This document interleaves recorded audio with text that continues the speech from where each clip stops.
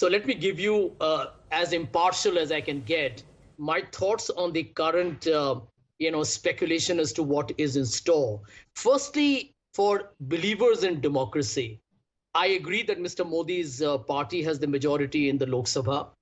But if he talked today of a historic legislation or a decision that will have long-term repercussions that people will talk about for decades to come, then I'm disappointed with Mr. Modi, because you can't keep a large part of India in the dark, which is, by the way, a non-BJP, represented both in the Lok Sabha as well as in several states all over the country. So to me, if Mr. Modi is coming up tomorrow or day after, whenever in the forthcoming special session with something very tectonic, then I do believe that the opposition had to be a stakeholder in it, not just by being stunned into some kind of a proclamation made tomorrow or day after, but by being actually engaged in it a lot earlier. That's the way a proper representative democracy works. Under Mr. Modi, I think it's a foolish expectation. Point number two, I'm glad you mentioned Atal Bihari Vajpayee, because the common factor between both him and Mr. Modi is actually Shri L.K. Advani.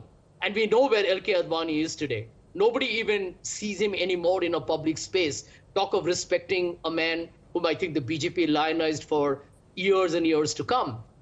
Mr. Advani famously said about Mr. Modi, he's a great event manager. And I think Mr. Modi is actually kind of fulfilling that prophecy to a great extent. I'll give you one example.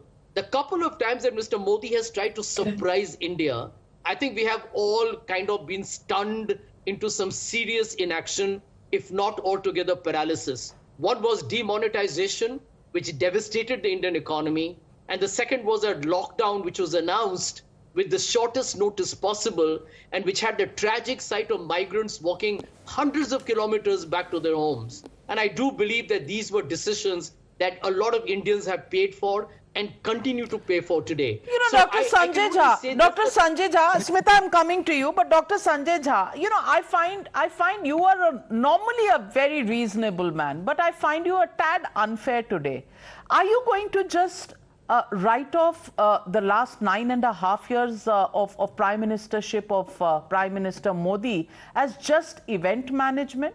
I want to ask you, after a successful G20 and just about 10 days after that, you could actually get up there and say that he's just an event manager?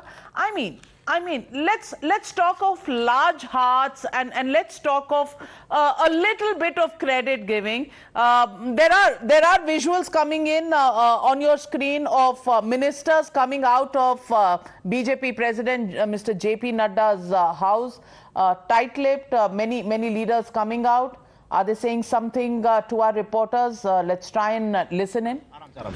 माननीय राष्ट्राध्यक्ष जी के यहाँ बैठक हुई है जी। ये नियमित संगठनात्मक बैठकें हम लोगों की होती रहती हैं, उसी दृष्टि में बैठक। सर, लेकिन जो सुनने में आ रहा है कि महिला सशक्तिकरण बिल आ सकता है, आपको क्या लगता है? हम लोगों को जानकारी नहीं, लेकिन आएगा तो कैसा रहेगा? हम लोगों को जानकारी नहीं, क्या कहें।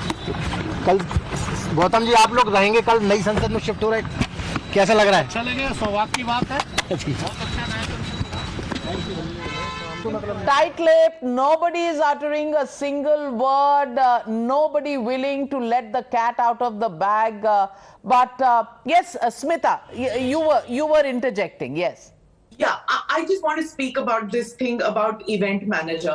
I've heard Mr. Jha saying this on several channels and several times in the past. Let me just say this, even though Shehzad is there, I've covered L.K. Advani's Rath Yatra, and Navika, even you have been a political reporter at that time.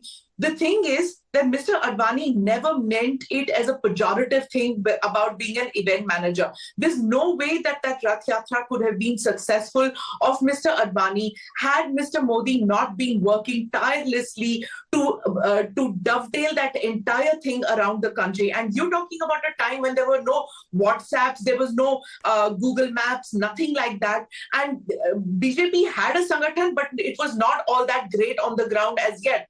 And for him to meticulously meticulously planned that. The Rath Yatra couldn't have been a success, and the BJP numbers couldn't have been as much as they were, even politically, even electorally, without Mr. Modi having done that in the Rath Yatra. So Mr. Advani being misquoted time and again is really unfair, because he's not in a position to come on TV debates and defend himself or his statement. So I think it's mighty unfair to use Mr. Advani's name in such a wrong manner. Absolutely, and also the reference repeatedly to Mr. Advani. Age is something that you should respect, Dr. Sanjay Jha, because if he was in the fitness of things, he is very much around when he needs to be. But to make these comments, I'm coming back to you. But Shehzad Poonawalla, grace missing, consensus missing. Dr. Sanjay Jha says that the Prime Minister often stuns the opposition. The public thinks Modi is stunning. Where between these two stuns, would you think this parliament session really lies? I agree with Sanjay Jha. It's not just the opposition. The people of India think that he's stunning, and therefore they make him win elections. And the global ratings which have come out recently show that his performance is stunning. And I can accept that those who are family managers, and today we have seen how the family tries to manage even the leader of their Lok Sabha, Adhir Ranjan Chaudhary, who is prompted to say things to praise the family instead of being allowed to complete a statement. Perhaps Madam Gandhi does not feel that Bengalis can manage their own affairs, or perhaps she was being told to do this by Mamata Banerjee to undermine their leader. Anyways, whatever it is. So we have seen family management also take place and management by family also take place. Now let me come to the proper issue today. Navika, today what have you seen in Parliament? Today you saw Prime Minister speak not as a Rajneta but a Rashtra Neta. He gave a kaleidoscope of the important events that have taken place in the lifetime of our democracy in last 75 years, hailing the contributions right from Prime Minister Nehru to the current government, from Rashtrapati Rajendra Prasad ji to Draupadi Murmu ji. And on the other hand, I have great regard for Mr. Khadge, but what did he say? G2 for G20. This is the kind of mindset some people have. They see Sonia Mata in Bharat Mata.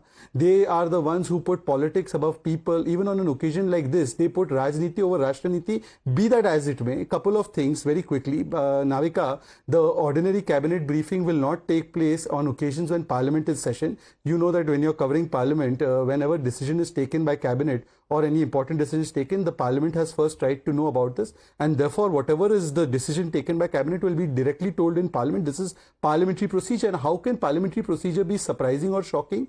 If it is constitutional, what is surprising, Navika and Smita ji sitting here, is that on 24th of June, Indira ji directly decides she will impose emergency. Then post facto, she takes the decision, orders the president, Fakhruddin Ali Ahmed. And on 6 o'clock in the morning on 25th of June, the emergency is imposed after the cabinet is given a post facto diktat to accept it. That is surprising. That is the insult of democracy. But having said that, today let me come to a couple of more issues, Navika. Navika, today the only question that must be asked is that on women's reservation also, although this issue is being put in again and again, and right now as it is standing, the matter is very clear that the agenda of this session has been spoken of. Tomorrow we are going to shift to a new parliament building. It is a very special day, especially for Maharashtrians like me, because Ganesh Chaturthi is there. All auspicious things begin with Ashirwad of Vigna Arta. But I want to ask Vigna Santoshi, those people who take Santosh in Vigna, please tell me, the women's reservation bill, we brought it in 2003, we brought it in 1999, we brought it in 2000 also, during Vajpayee ji's tenure. Congress never supported. When Congress brought it in 2010, we gave full support and the bill was passed in Rajya Sabha. After that, for 4 years, why did Congress not pass it? The reason Congress did not pass it is because SP, RJD, who were supporting the government, had refused, and they said, we do not accept this bill. And even today, Indy is not taking consolidated stand on the bill that Pawan Kheda and Jairam Ramesh have said. It is passed in Rajya Sabha, pass it. Is Samajwadi Party on board with the same bill? I am talking about the exact same bill. Is RJD on board with the exact same bill? Is JDU on board with the exact same bill which has been passed in Rajya Sabha? तो खुद में कोई एका नहीं और दूसरों के घर में आप जो है ताक झांक करते हैं, तो कम से कम India Alliance should issue a statement tomorrow that we are with this version of the bill passed in Rajya Sabha.